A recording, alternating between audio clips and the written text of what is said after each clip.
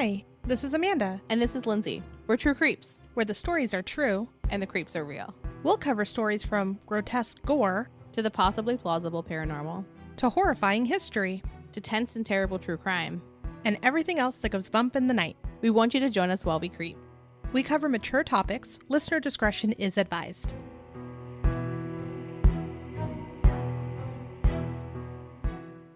Hey everyone. Today's story is about Erzsébet Bathory, who may or may not be an actual vampire. So Guinness World Records, their website, has her listed as the most prolific female murderer and most prolific murderer in the Western world. And they claim that she practiced vampirism on girls and young women. She allegedly killed more than 600 virgins in order to drink their blood and bathe in it. And that was to preserve her youth. That's a lot of virgins. Oh my gosh, right? But is that actually true? There's a lot of different theories. Some believe she was a vampire. Some believe she was actually innocent. Others believe that there's a big government conspiracy. So we'll tell you her story, and then at the end, we'll give our thoughts on what we think about her. An interesting note about the research on Erzsébet Bathory is that what we know comes from a mixture of translated letters, the original trial documents, which were also translated, and the trial documents include testimony from witnesses who were tortured. So there's some historical context that we'll give as well, which is a little easier to rely on, I feel like. But we've done our best to piece several sources together to try to get a clear picture of what her story was. And when there's conflicting information, we'll share that as well. So we call her Erzsébet Bathory, but her name was Erzsébet Bathory. And she was born on August 7 in 1560 in Erzsébet, Hungary. She was from an aristocratic family, the Bathorys. And she had a lot of very prestigious relatives, including the King of Poland, Stephen Bathory, the Prince of Transylvania, Sigmund Bathory, and the Prime Minister of Hungary, György Torzo, who we're going to talk about a whole bunch. When you hear her ties to Transylvania, do you think that's partly why people believe she was a vampire? 10 out of 10. It probably also has something to do with the fact that she's a distant relative of Vlad the Impaler. Could be. Yeah, I couldn't find an exact lineage of where and how she was a descendant, but I saw a few different sources that talked about them being related. Distant, but related. We know that she was a relatively well-educated woman, and it seems surprising that a woman who grew up in the 1500s would know 4 languages. So Erzsébet was raised by her servants and nannies, but that wasn't uncommon for the time. It was actually pretty standard that women who were running the house, which is typically a noble woman, that's what they did, was they ran a house. They needed to get back to doing that. So pretty soon after birth, their kids would have wet nurses who would nurse the kid for the first year of their life. They would even take medications, and then that's how kids would get medicine, was they would drink it through the breast milk of the wet nurse. And because of this, wet nurses would get actually really close with the families, and their kids would play together, so they'll be a whole part of it. So the fact that she was raised by servants and nannies isn't particularly interesting. As we go through this, a lot of people say that she was cold or that she had a strange upbringing, and that's why she was so prone to cruelty. And I see conflicting information on that. I've seen articles where they talk about the fact that she had the typical childhood of a noble child in the 1500s, in that children growing up then, boys and girls were both raised the same until they were about 10. And then after that is when they started getting their more gendered instruction. So boys would learn about military practice and would be prepared for higher education. Girls would be taking more strict religious training because they were expected to teach their children about spirituality. They learned about the important things in court life. And then they also learned how to run and maintain a household, which feels a lot like learning to maintain a business, just because they did everything from accounting to inventory to sales.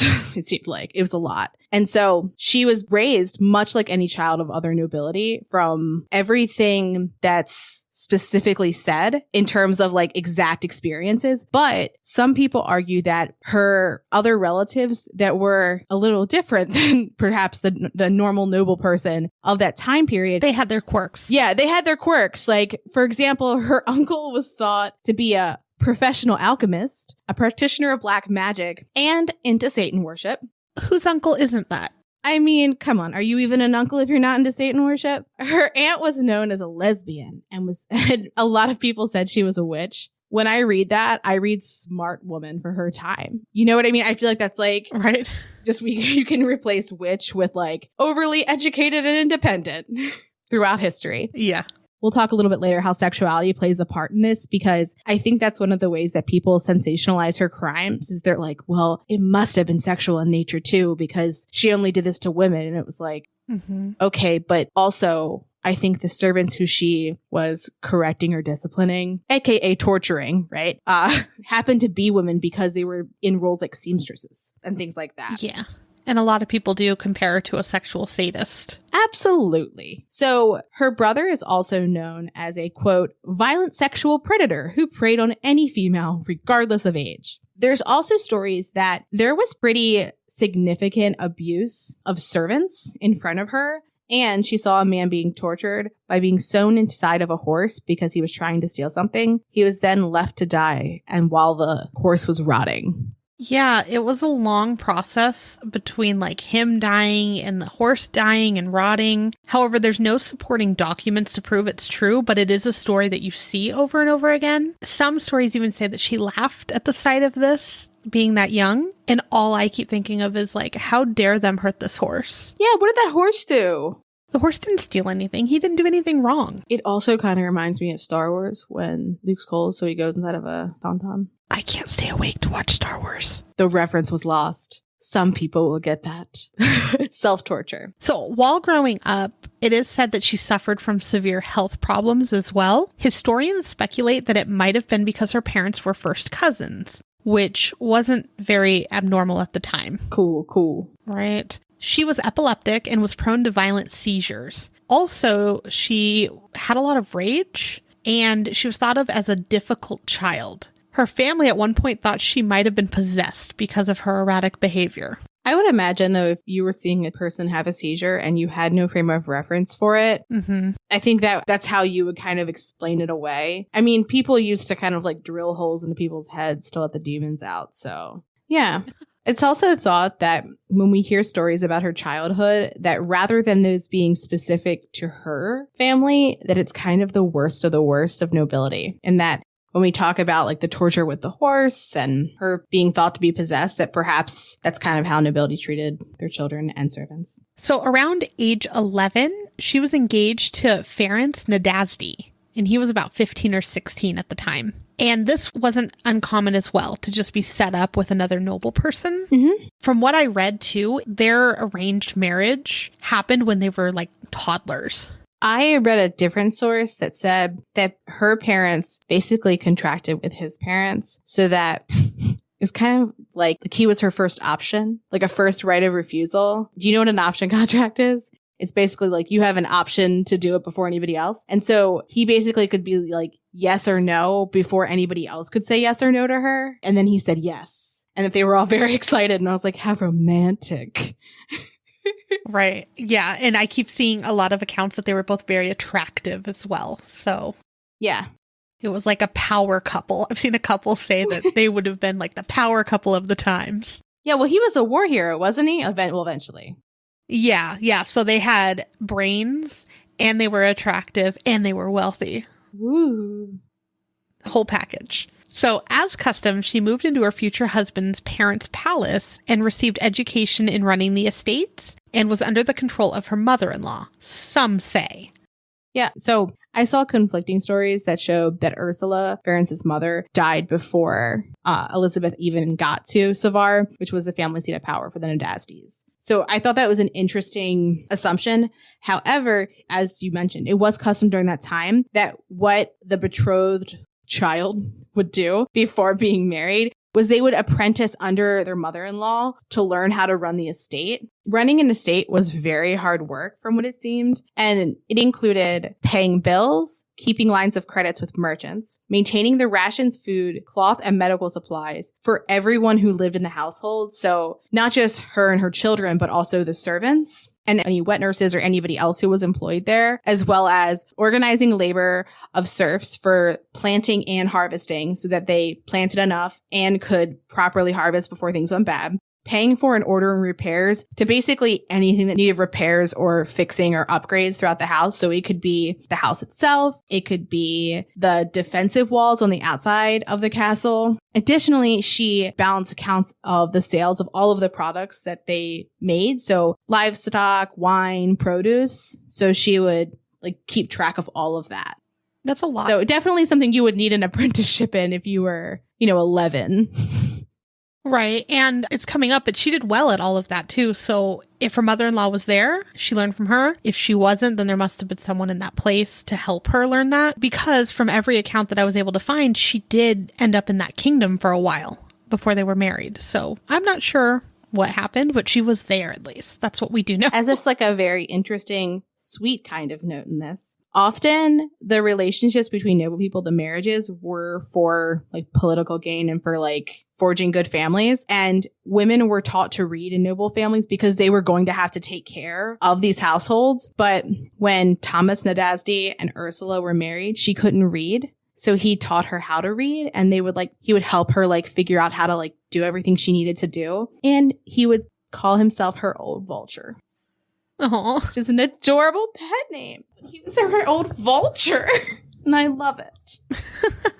So there are other rumors that circulated from like her teenage years to her early marriage years. One being that she had an affair with a peasant boy in her early teens, and it must have been around 13 or 14. Some records say the boy's name was Ladislav Bendy, and it also might have been rape. While researching, I did come across a site that said that there is a document that exists, and it was signed in front of church officials, where Erzsébet Bathory claims that she was abducted and drugged. But it wasn't signed till 1609, which was about 37 years later. I couldn't find anyone else that had the document or like pictures or anyone that said that they've actually reviewed the document. So that is a big maybe. That is interesting, though. Ference then, supposedly, had the boy castrated and thrown to a pack of wild dogs. Woof. The child, who was a girl, was given away secretly. Stories believe her name was Anastasia and that she was brought up in Transylvania. That reminds me of the Romanovs. Yeah, she is Anastasia. Yeah. Amanda's eyes lit up. I'm so excited. I love it. Also, it's interesting, too, because the rumor about the illegitimate child didn't show up until after Bathory's death. So some say that it's, quote, a peasant's rumor. So interesting. Right. So on May 8th, 1574, when she was 14 years old, she married Ference. Their wedding had around 4,500 in attendance. As they do. Oh my gosh, I can't even imagine. That's too many people. I have no reason to think this other than just the pure function of a wedding. They would have had to have had like a receiving line, because could you imagine going to every table? Thank you guys so much for coming. We are so happy you're here. And like chatting, that would be days. I don't think that custom existed then. They were just like Simpler times. I'm sure not all of them were noble people either. It was probably people from like the surrounding little villages, I would guess. I saw that it was 4,500 in attendance, not including peasants, because they like weren't counting them. They were just like, whatever. Gosh. Still too many. Too many. The party went on for 3 days. So that they could go to each table. That's it. You cracked the case there. Ference gifted his new wife a castle of her own. So what's interesting as part of that time period, I had never heard of this, but I think that it's a cool practice to have happened during that time period. So per the Tripartium, which was the rule of law in Hungary at that time, women who were married in payment for performing all of their marriage duties, like having kids, running the household, they would get goods and property rights that they could keep after their husband died. And this was because women were expected to be widows. And a lot of women, that was like their most exciting part of their life, because they were free and independent for the first time, where they were really like able to kind of do more what they wanted-ish. Interesting. And this was called a dower. Sounds like a dowry, but it's a dower because it's for the widow herself. I'm not sure if this was a document that was prepared when they got married so that if he died the next day, she got it, or whether they prepared it later like they would with a will. But Ference gave Elizabeth the Jakice Castle, 17 villages surrounding the castle. And that's why many years from now, she ends up moving to Jakice Castle. And I'm just really upset that I didn't get a castle when I got married. It's unfair. She was given one of the darkest, most bleakly gothic castles, and I'm super jealous. He knew her vibe. The castle was situated in the Little Carpathians in modern-day Slovakia. It was surrounded by a village and farmland. So soon after their marriage, Ferenc was fighting the Ottomans. He was a great warrior, and he even had the nickname the Black Knight from Hungary. He was very brutal, and his brutality in the face of his enemies terrified his enemies and even shocked his allies. Woof. So they didn't spend a lot of time together in early marriage because he was off fighting. But when they did bond over their love of violence and torturing young servant girls who were under their charge. Ferenc taught her innovative methods of torture, which is so weird. Yeah.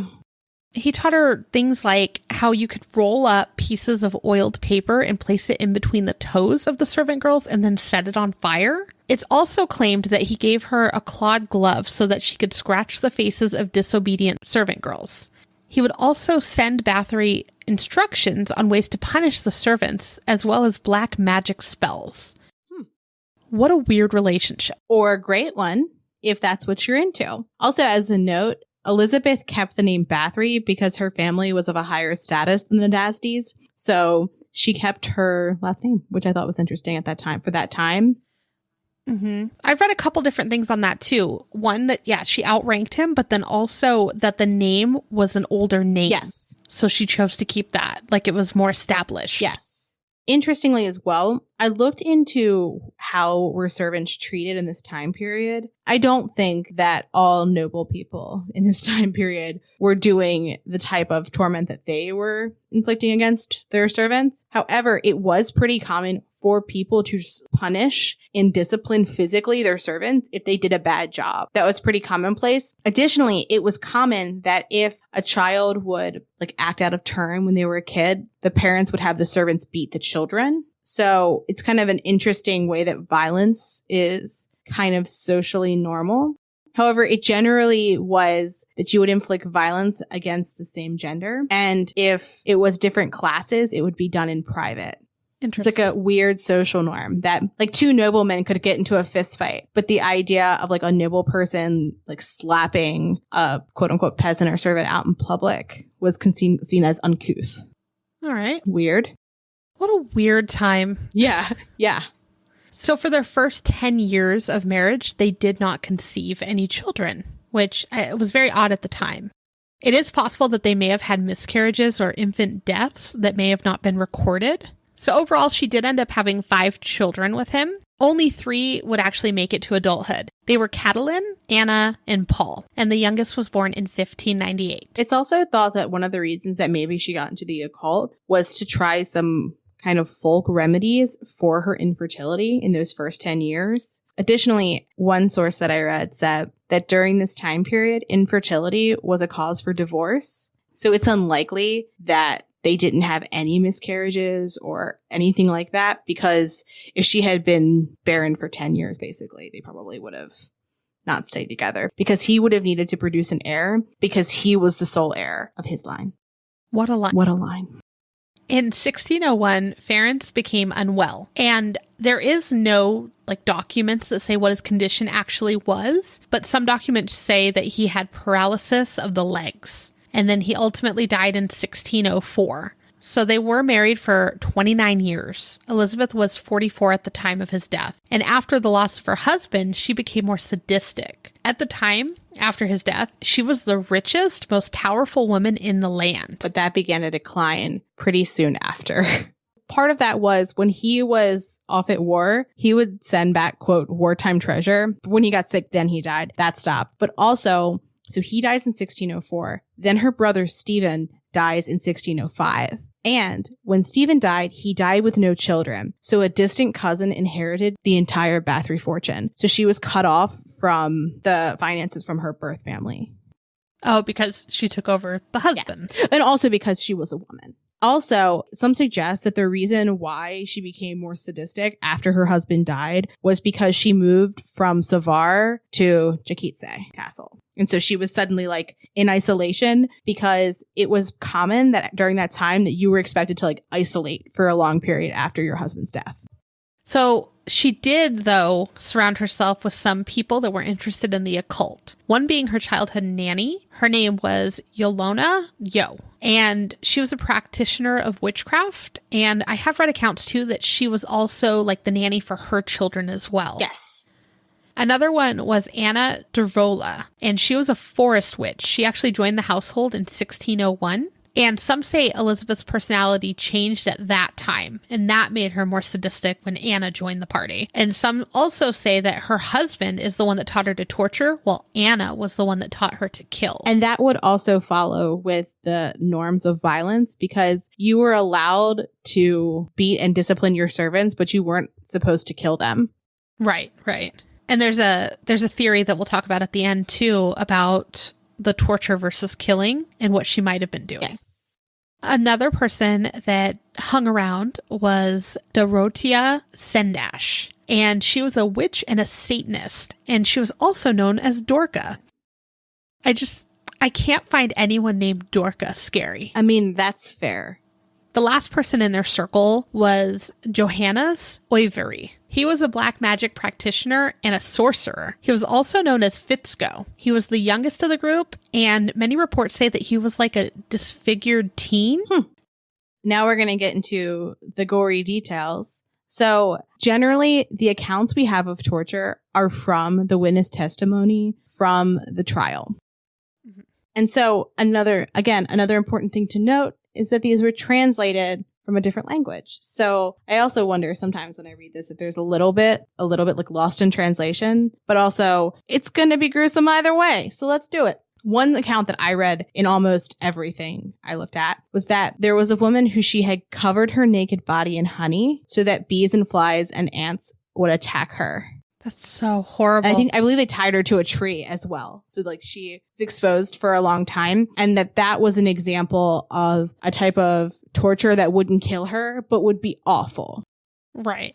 Another account that I read about was she poured water over some of the naked women outside in the snow so that they would actually literally freeze to death and be frozen to the ground. Ow.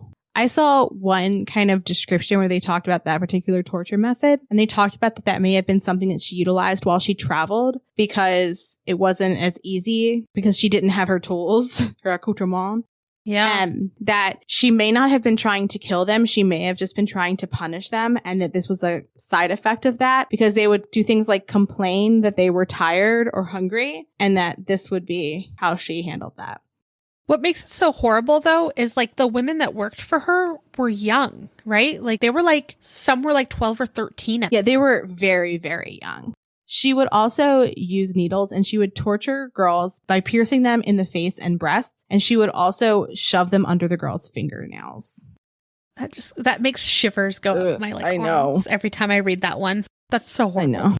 She would also, this is part of like where the vampire theory came from, is that she would bite the girls. So she would actually bite flesh off of them in various parts of them. She would also rip flesh from their breasts with silver pincers that were specially made for her. Yeah. Oof. There's also an account where someone said they saw the Countess pull a servant's mouth apart with such force that it ripped her mouth on both sides, kind of like the Joker. Yeah, that she actually just did it with her fingers, though. Like she put her hands in the woman's mouth and ripped it apart. I've seen that, and then I've also seen that her accomplices did that, and she watched them. So we're not sure which one actually did it, but it happened. It's all pretty bad. Yeah. Bathory commissioned a special cage that was filled with spikes. Bathory and her friends would then poke the girl with hot irons, and then when she would jump away, she would go into the spikes, which then would cause her blood to go on to the other women, and then they'd all have orgies together. As you do. I saw some accounts that this cage looked kind of similar to a medieval Iron Maiden, but that her particular version had blonde hair, which is a weird vibe because it was kind of like with the beauty standards of that time. Fair skin, fair hair. I don't know. It was a very weird and specific description of this cage. What do you mean blonde hair? Explain. Well, that like the outside of the Iron Maiden like had painted hair on it. Weird. Unnecessary. That just made it more girly, made it more feminine. I don't know why, but what I'm picturing is, Wayne's World? You know, Garth, like that wig on top of an Iron Maiden. Anywho, so as we've noted earlier at the top, people thought she was a vampire. Part of that is because people say that she would bathe in blood from virgins to preserve her beauty. But there's not any proof of this. It was never mentioned in any of the testimonies, but there's kind of like a little origin story with it where they say that she was upset with a servant, so she slapped her across the face and she hit her so hard that she drew blood, and that where the blood was on Elizabeth's hand, it appeared younger. Okay. And that's where it began. So in modern times, we develop moisturizers. Yes. And then also contouring. Yeah. And if someone had just invented it earlier, this all could have been remedied. Yeah. I think it's really an interesting part of the legend that they're like, she wanted to be more beautiful and young. And it seems kind of like a sexist trope.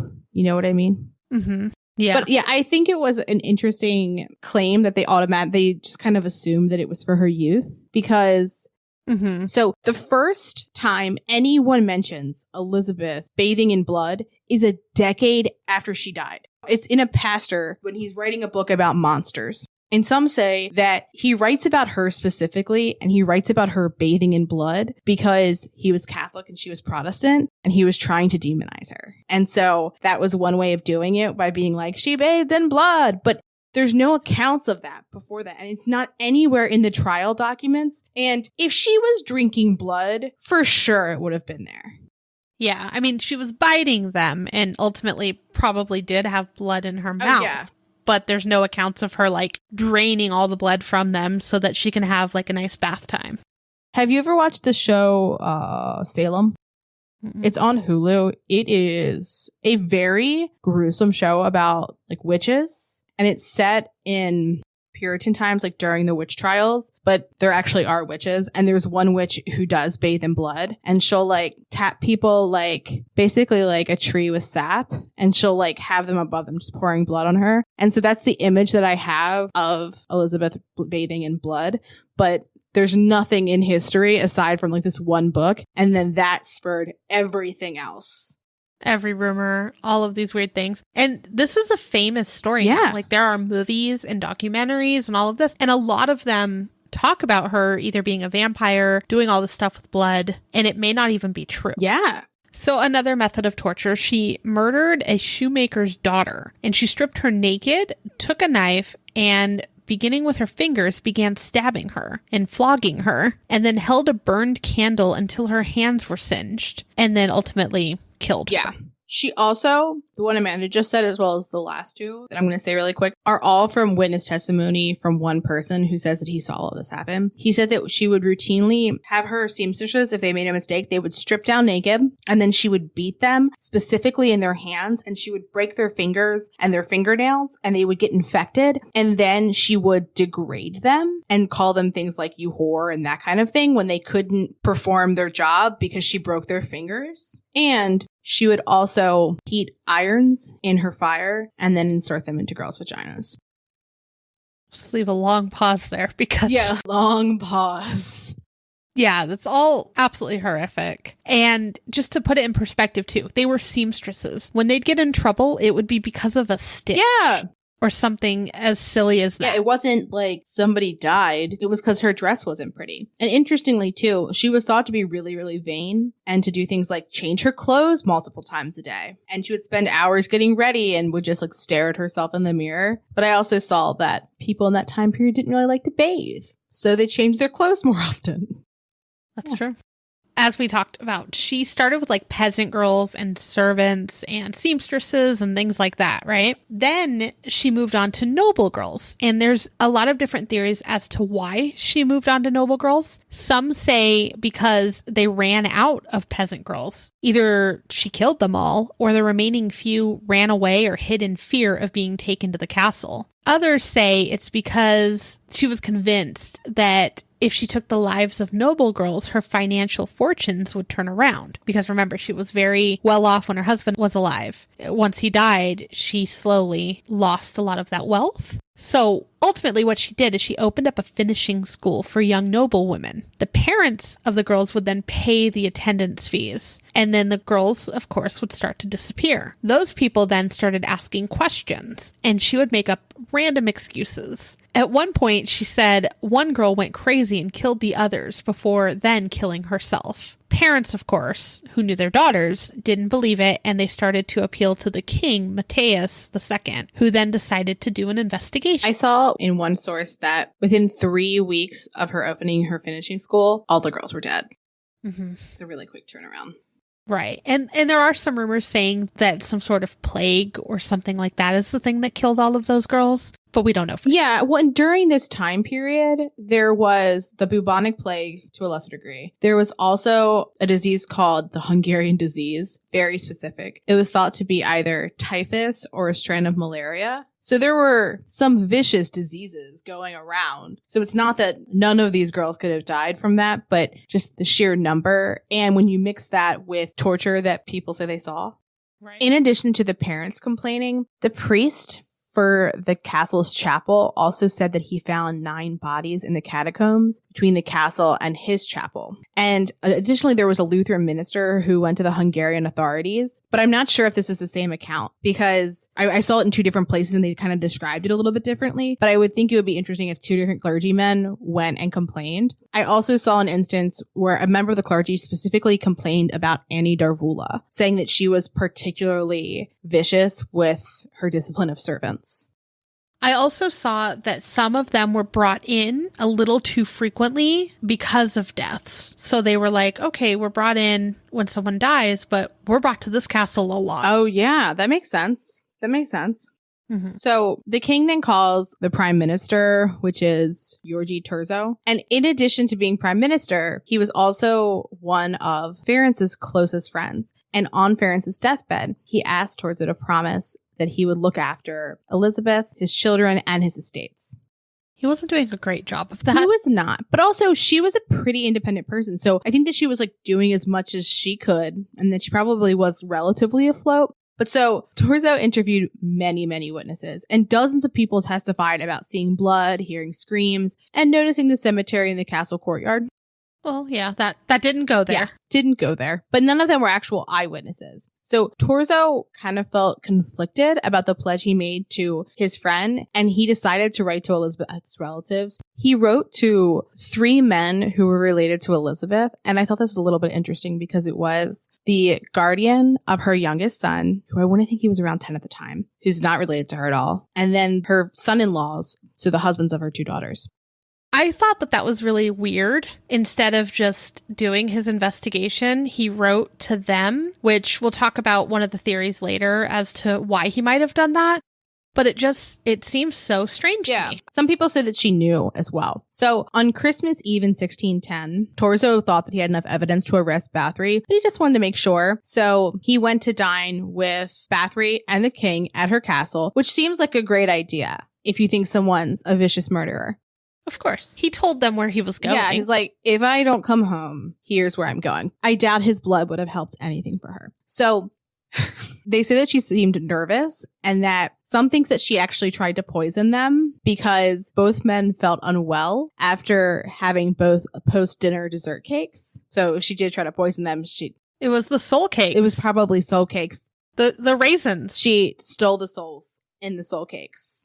It was the raisins. Yeah. So a week later on New Year's Eve, Thurzó returns with armed guards and they hid outside the castle gates. And then Elizabeth and one of her associates then come out and allegedly cast a protective spell designed to protect Bathory and bring about the death of Thurzó. The men listen to her spell, then move in once the 2 women go back inside. They found the mutilated body of a girl near the doorway, and they found 2 more bodies just inside. When they go into the great room, they find one girl dead, and they find another girl who's dying, but they're convinced that she's not going to make it back to town, so they just leave her and keep on going. So they heard screaming, which led them to a torture chamber. So there's a bunch of different accounts, but one account is that they found Elizabeth's murder team at work, and it's unclear whether Elizabeth was caught in the act. However, in the accounts that I've seen as well, so they went from the great hall or great room down to the dungeons, found women in all stages of like living in decomposition. Some were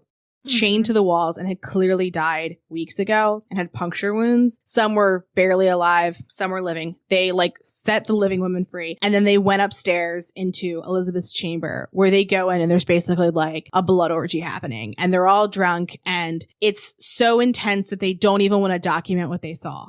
So they don't even put it in the trial because it's just too much. And I'm like, you put everything else in. That's where you balk. And that's another thing that might have been made up then, because Terzo sent his wife a letter about what he saw when they raided the castle. And I watched 2 different documentaries that discussed it, and even one of them actually had the letter. He had to put on gloves and go into this special place to read it. And he was translating it as he read it. I thought that was really interesting. And he talks about how the first person, or they saw the first woman dead, and then there was another woman. And it was so interesting to actually see that letter is still a thing. Yeah. During the trial, 306 people testified against Elizabeth. One account that I saw said that a lot of the people who testified against her were blood relatives of Terzo. And I was like, that's interesting. That's what I saw too. Yeah, that he had something to gain. And members of her, friend circle turned against her, and they also incriminated themselves in the process. So the murder count estimates between 80 and 650. That's a really big difference between, 80 and 650. That's many difference.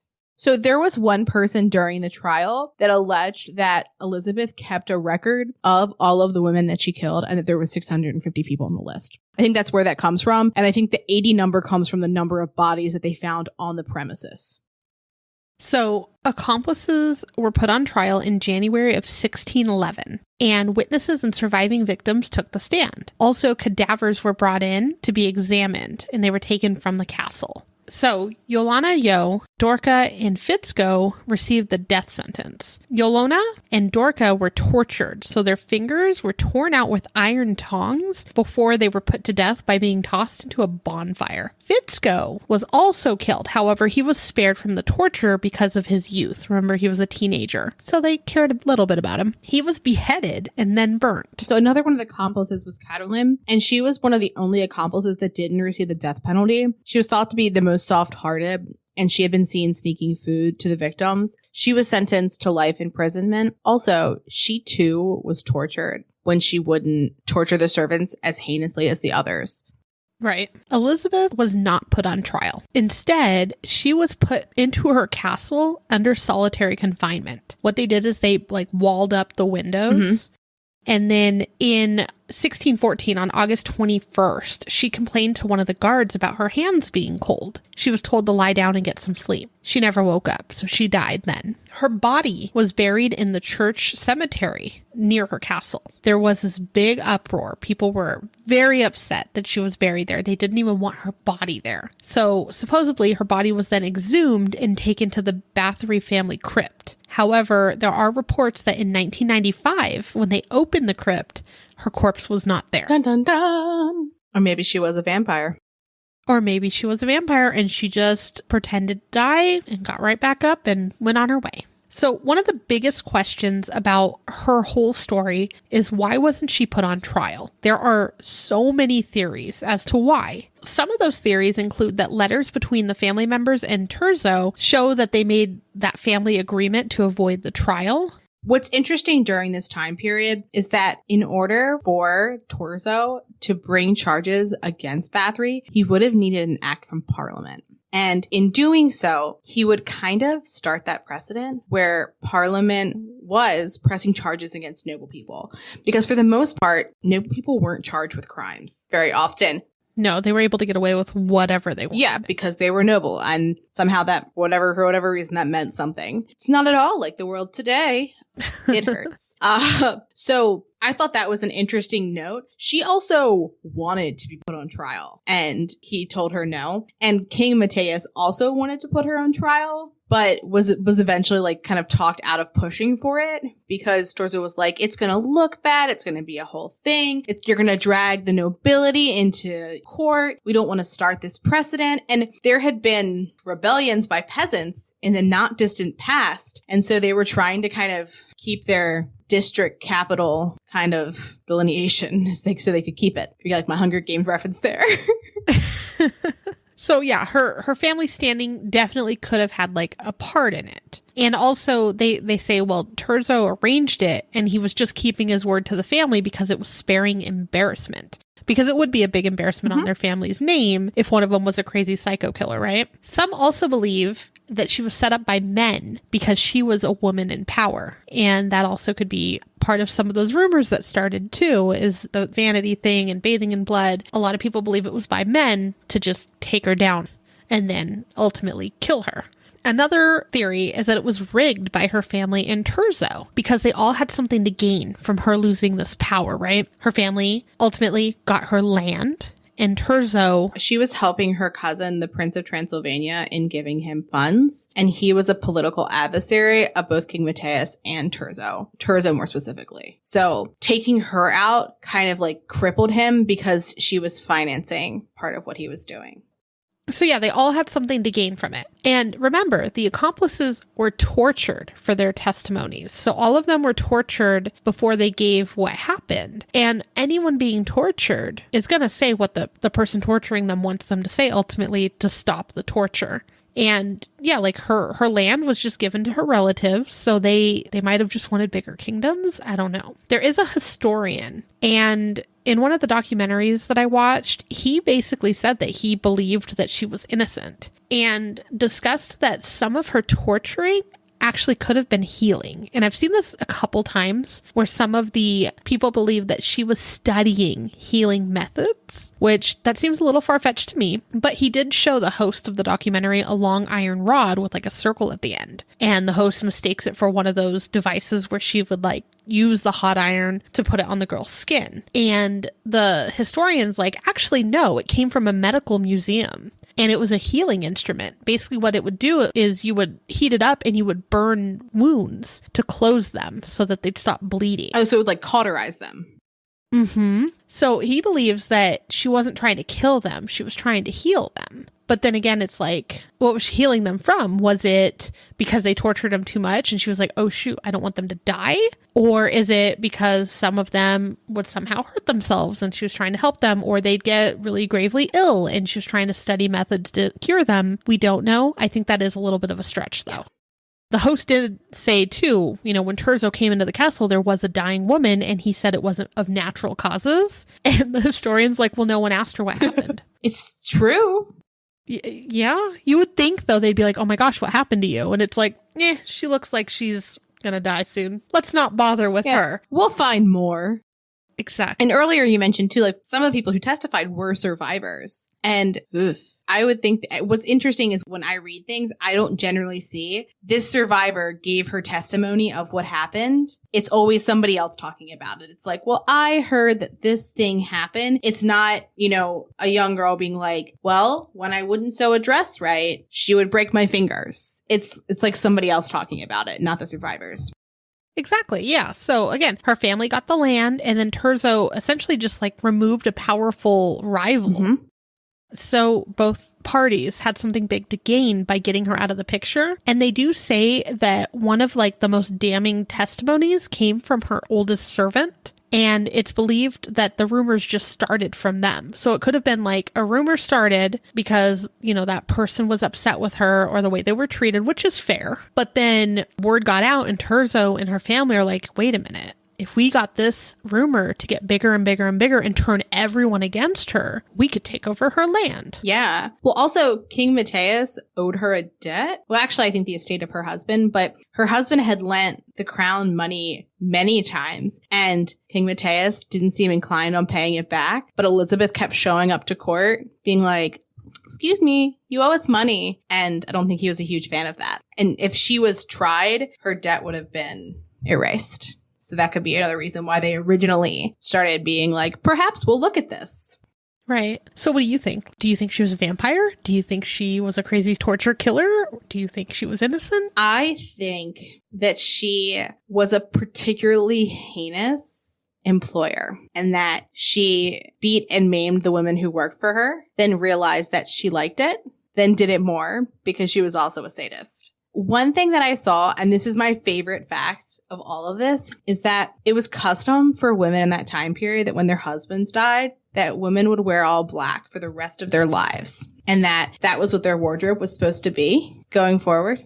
I mean, that's what my wardrobe is now. Right? I have a lot of black clothing, and it's pretty common that a lot of cultures you wear black, at least for a certain period of time. But Elizabeth was like, nah. She went out and bought all red clothing for her and her servants. She spent over $1 million in today's money on red. And so I wonder if somebody was describing the fact that the apparel of her entire staff changed, right? They were all bathed in red.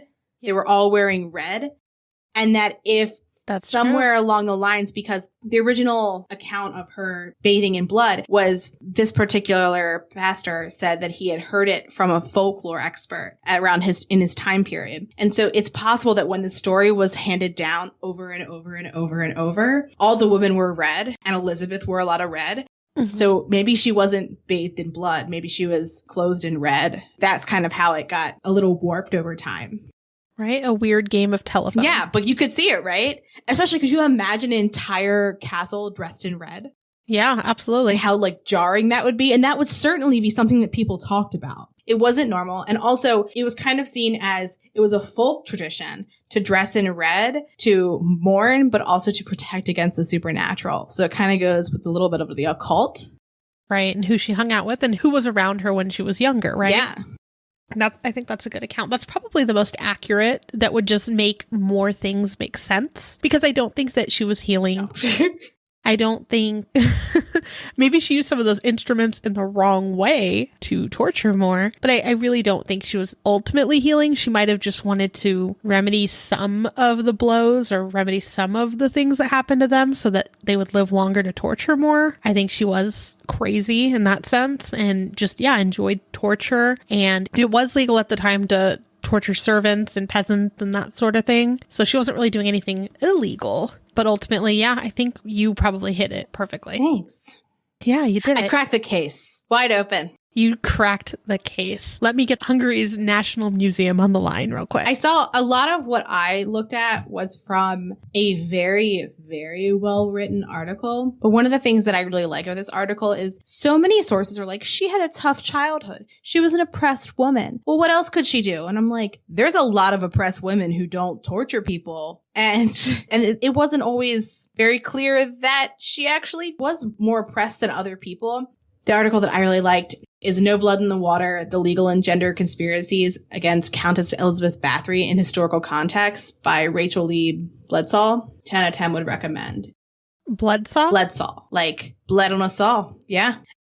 Yeah. Okay. Well, she's a vampire too. Perhaps. But she has, I think one of the most robust perspectives on Erzsébet Bathory that I saw. This is 182 pages. And she breaks it down. She talks about what were the 1600s like, because that was one of the things that I really tried to research. So I was like, what was peasant life like in the 1600s? Because trying to picture who she was, you have to look at where she was, right? It's not okay to torture servants, but if your moral compass is skewed by the time period you're in, was she a 10 on their scale or was she a 7?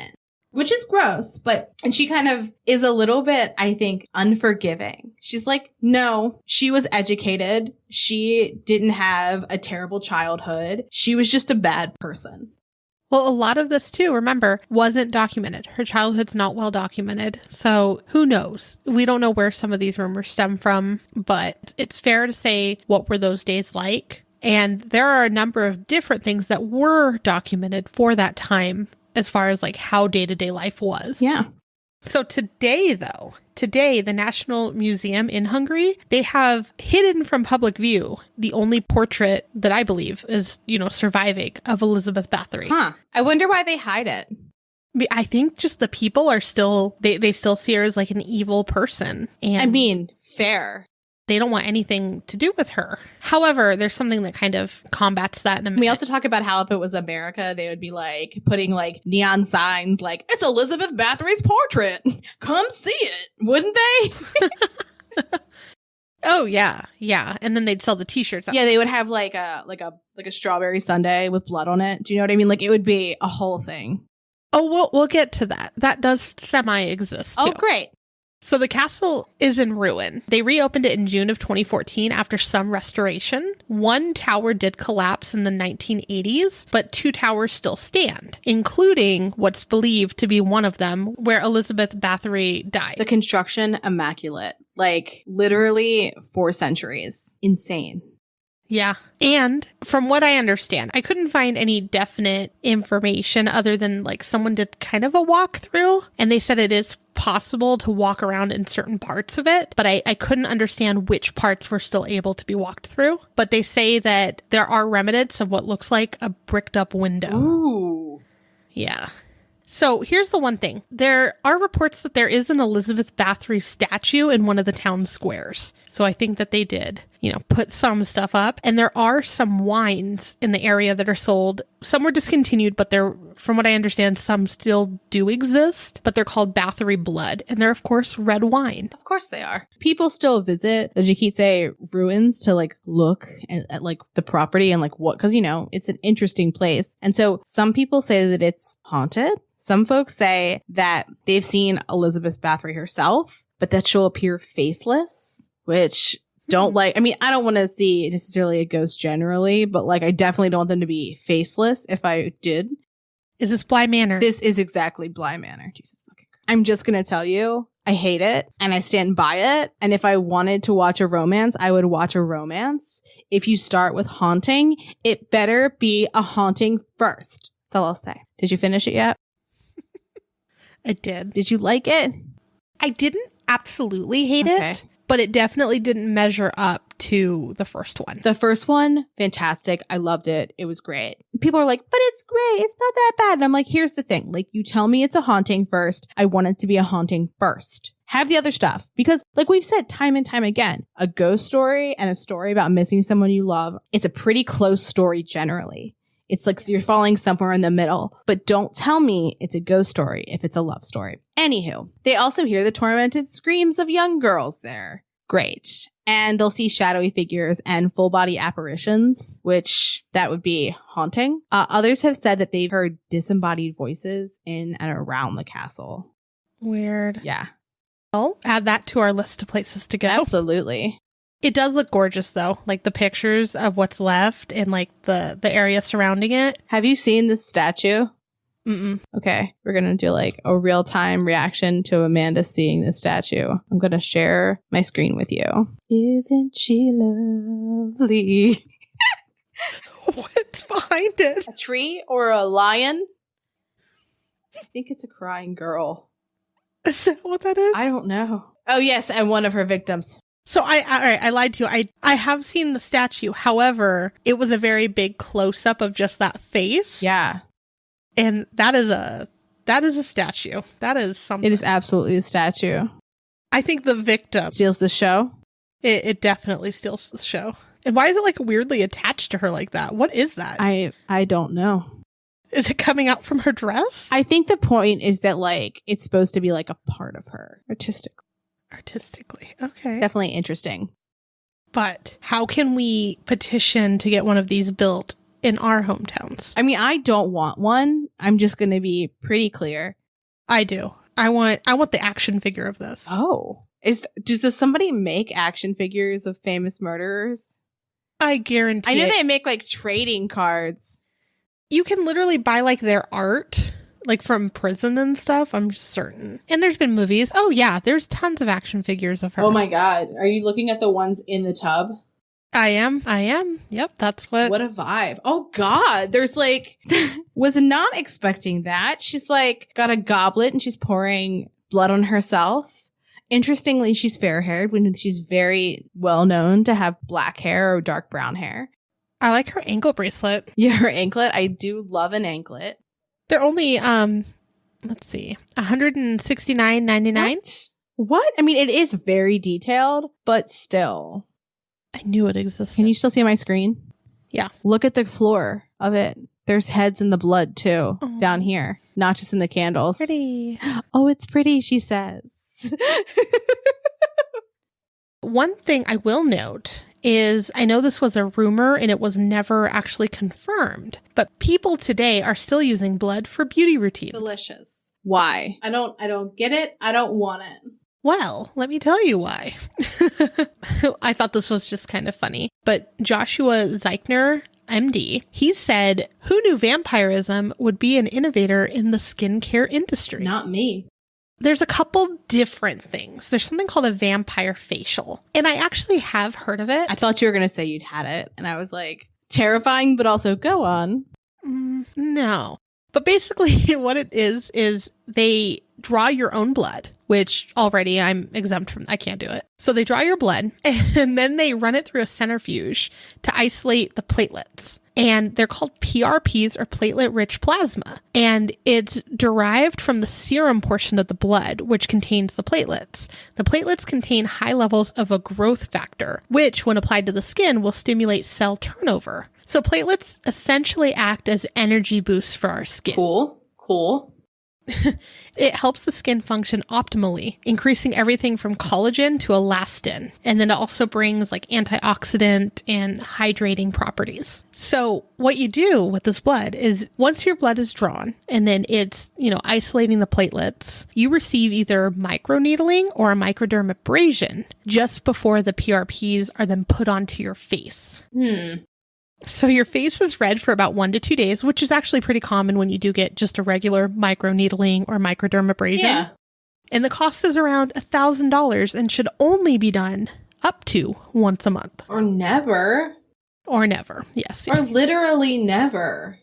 So as I was looking up different blood routines that people do nowadays, I saw this article. Yeah, of course. I saw an article from Allure, which was very strange to see. And I feel like they described it perfectly. So they said it was only a matter of time before someone took that idea and wondered how much better the effect would be if the blood was given from someone younger than your own.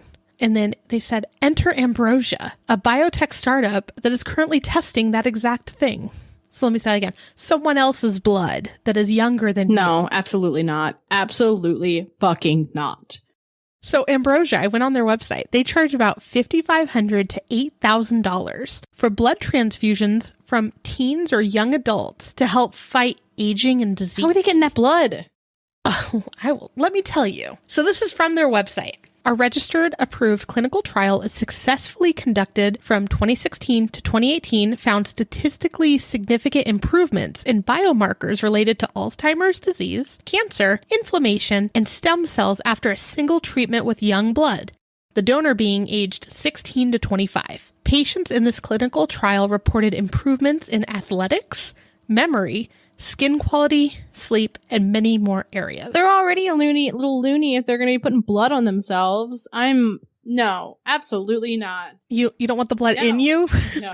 So an article that was published in 2017 said that there were about 100 people that were signed up to receive this infusion at that time. Now, the company, this is a fact that actually I kind of felt a little stupid, but then I thought about it and I'm like, okay, I get it, sort of. The company buys the supply from blood banks. So I also learned that some blood banks sell the blood to pharmaceutical companies. So on the surface, when you think of a blood bank, you're like, yes, I'm donating blood and I'm going to help, that baby in the hospital, or I'm going to help this person that needs it. Not always. That blood doesn't always just go to the hospital. It can go to pharmaceutical companies or weirdos like this company. Okay, rude. That should not be the way that goes. I know that you can sell your plasma from your blood, and if you're selling it, great. That's your decision. Go for it. But if you're donating your blood because you think you're saving someone's life, it is, I don't know, it feels very unethical for that to then turn around and be sold someplace else. But it did say that the company buys its supply from blood banks. That blows my mind. It could be blood banks where people are paid to give blood.